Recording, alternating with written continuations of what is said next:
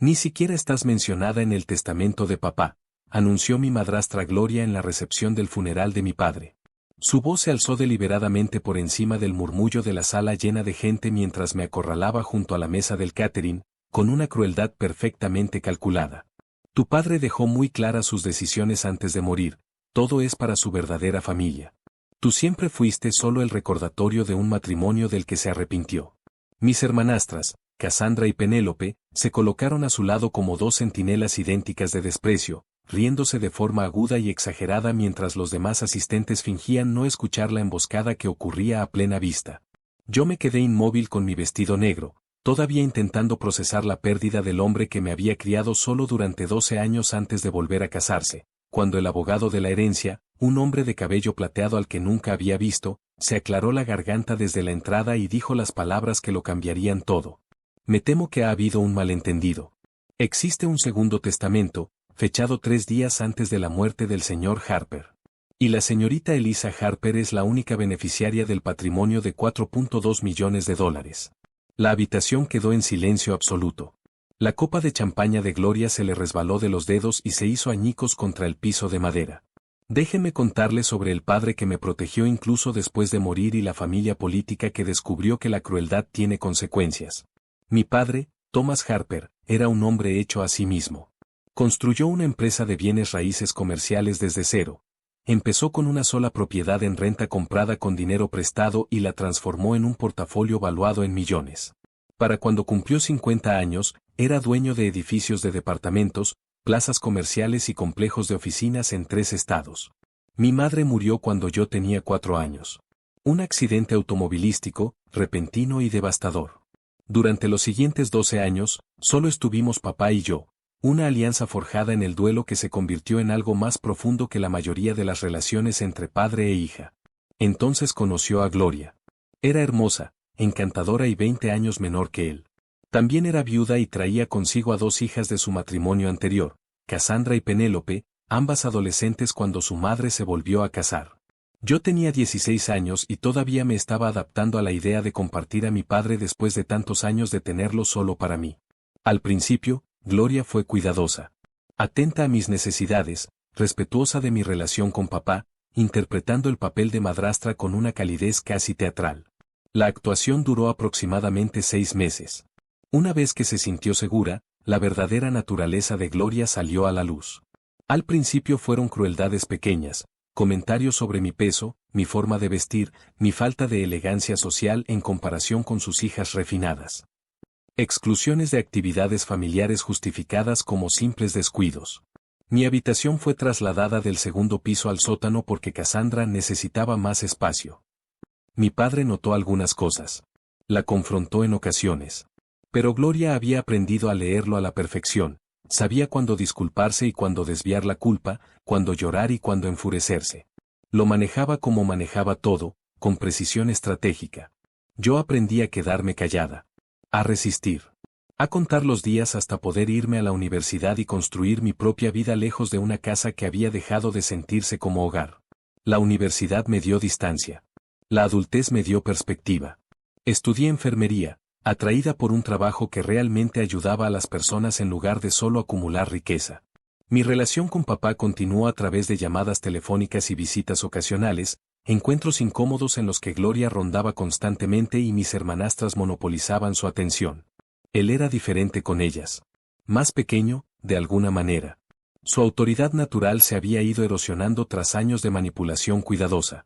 El empresario seguro de sí mismo que yo admiraba de niña se había convertido en alguien que se disculpaba por ocupar espacio en su propia casa.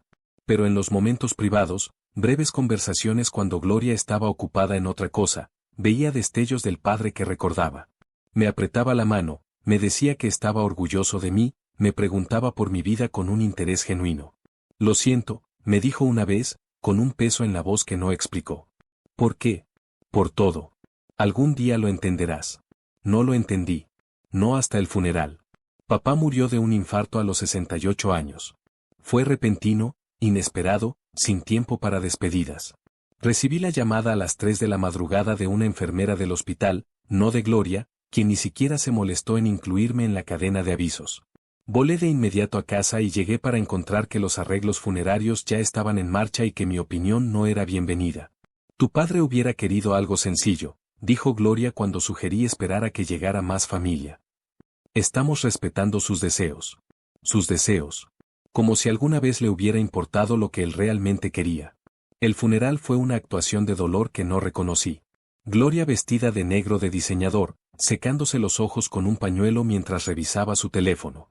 Cassandra y Penélope aceptando condolencias con solemnidad ensayada, ya discutiendo qué pertenencias de papá reclamarían. Yo me senté en la última fila, invisible, llorando a un hombre que esas personas nunca habían conocido de verdad. La recepción fue peor. Ni siquiera estás en el testamento de papá, anunció Gloria dentro de la primera hora después del entierro. Me había acorralado junto a la mesa del catering, lejos de otros invitados, pero no lo suficiente como para que no escucharan. La crueldad era el objetivo, la humillación pública siempre había sido su arma favorita. Tu padre dejó sus deseos perfectamente claros. Todo es para su verdadera familia. ¿Verdadera familia? Alcancé a decir. La familia que estuvo aquí, que cuidó de él, que no lo abandonó para seguir una noble carrera de enfermería al otro lado del país. Cassandra y Penélope aparecieron a su lado con sonrisas burlonas idénticas. Siempre pensaste que eras especial solo porque eras su hija biológica, dijo Cassandra. Pero la biología no significa nada cuando nunca estás presente. Nosotras sí estuvimos, añadió Penélope. Nosotras fuimos las que de verdad lo amamos. La manipulación era total. Habían reescrito la historia por completo, borrando una década de mis recuerdos de infancia y reemplazándolos por una narrativa en la que yo era la extraña que había abandonado a su padre, mientras ellas supuestamente le habían dado el amor y cuidado que necesitaba. Sentí que las lágrimas se acumulaban y me odié por esa debilidad. Entonces habló el abogado. Me temo que ha habido un malentendido. La voz vino desde la entrada, un hombre de cabello plateado con un traje caro, cargando un portafolios de piel con la autoridad inconfundible de alguien que posee documentos importantes. Soy Gerald Whitmore, el abogado de la herencia de su padre.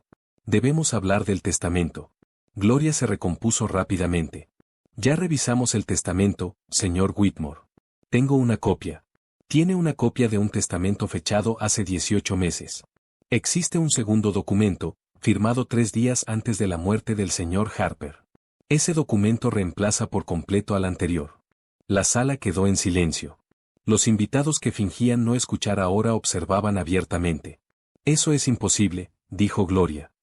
Thomas estaba en el hospital. No estaba en condiciones de... Estaba en el hospital, sí. Pero estaba lúcido. Alerta. Decidido, respondió el señor Whitmore mientras abría su portafolios. Fui a verlo por petición suya. Tenía instrucciones muy específicas. El Nuevo Testamento tenía 3 páginas. El señor Whitmore lo leyó en voz alta frente a todos los asistentes, una decisión que sospecho mi padre había anticipado y aprobado. Yo, Thomas James Harper, estando en pleno uso de mis facultades mentales, revoco todos los documentos testamentarios previos y declaro este como mi último testamento y voluntad. El rostro de Gloria se puso completamente pálido. A mi esposa, Gloria Harper, le dejo la cantidad de $500,000 y el contenido de su closet personal.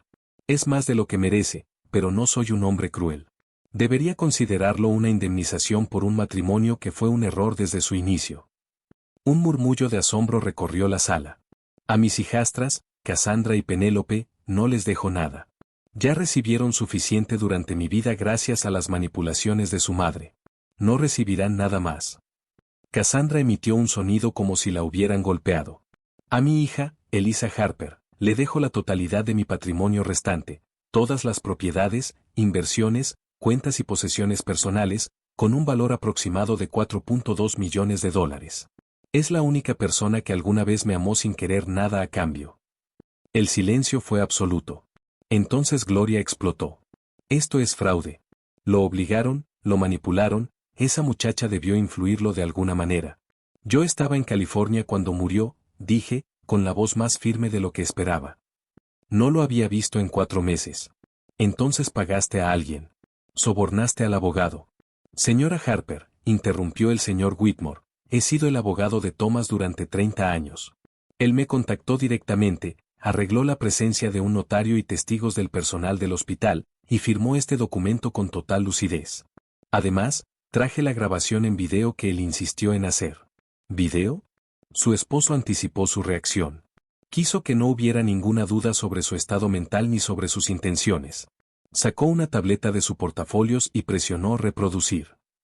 El rostro de mi padre apareció en la pantalla, más delgado de lo que recordaba, claramente enfermo, pero con la mirada aguda y una expresión decidida.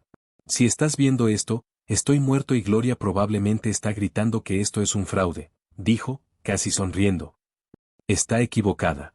Esto es exactamente lo que quiero. Respiró hondo, el esfuerzo era evidente. Cometí un error hace 18 años. Estaba solo, Gloria era hermosa, y pensé que volver a casarme le daría una madre a Elisa. En lugar de eso, le di una torturadora. Las lágrimas corrían por mi rostro. Durante años vi cómo Gloria y sus hijas trataban a mi hija como una molestia. Sabía qué estaba pasando. Debía haberlo detenido. Debía haberme ido. En lugar de eso, me convencí de que mantener la paz era mejor que causar problemas, de que Elisa era lo suficientemente fuerte para soportarlo. Su voz se quebró. Ella fue lo suficientemente fuerte. Pero nunca debió tener que serlo. El video continuó durante 5 minutos más.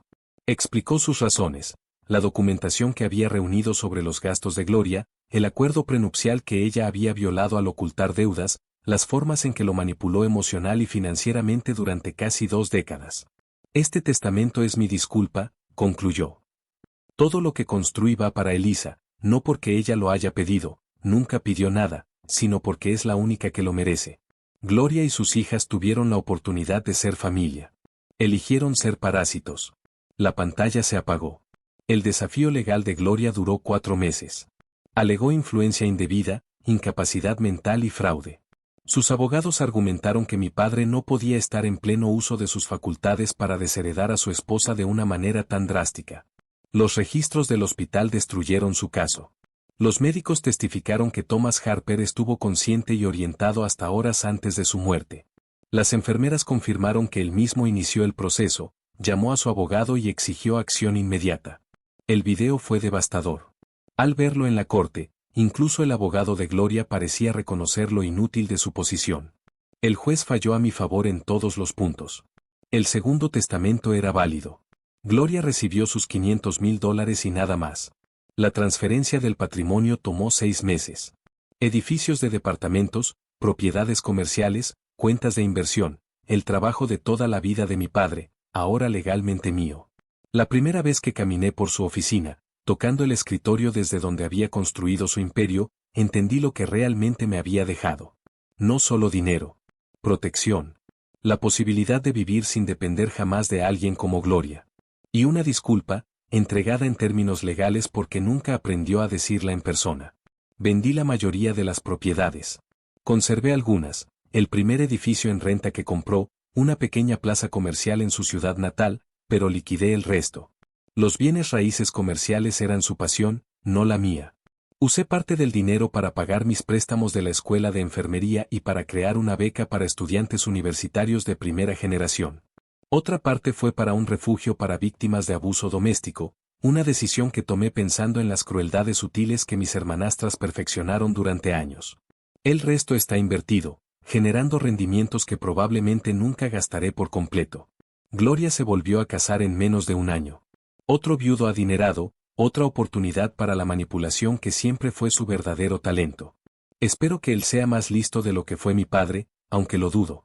Cassandra y Penélope fueron saltando entre trabajos mal pagados y la ayuda ocasional de su madre. Sus cuentas de Instagram, antes vitrinas de lujo, se volvieron cada vez más vacías. El estilo de vida que creían eterno se evaporó con la muerte de mi padre. No me burlé. No las busqué para recordarles su crueldad. Simplemente seguí construyendo mi propia vida, lejos de la toxicidad que definió mi adolescencia. Guardo el video en mi celular. El rostro de mi padre, sus últimas palabras, la disculpa que nunca logró dar en vida. A veces lo veo cuando lo extraño, que he seguido, y recuerdo tanto al hombre que fue como al hombre en el que se convirtió. No era perfecto. Permitió que la crueldad de Gloria continuara durante años cuando debió intervenir. Priorizó la paz sobre la protección, la comodidad sobre el conflicto. Pero al final, cuando más importaba, vio con claridad. Y actuó. No estás ni siquiera mencionada en el testamento de papá, Había anunciado Gloria en el funeral. Estaba tan segura, tan convencida de que su manipulación había funcionado, de que la historia que había construido se sostendría. Había olvidado que mi padre era un empresario. Un hombre que construía con cuidado, planeaba para cualquier escenario y siempre tenía una estrategia de respaldo. El segundo testamento fue su último trato, uno que no podía negociarse, ni manipularse, ni deshacerse con lágrimas, berrinches o amenazas. Me dejó todo porque nunca le pedí nada. Y al hacerlo, les dejó a Gloria y a sus hijas exactamente lo que merecían. Nada en absoluto.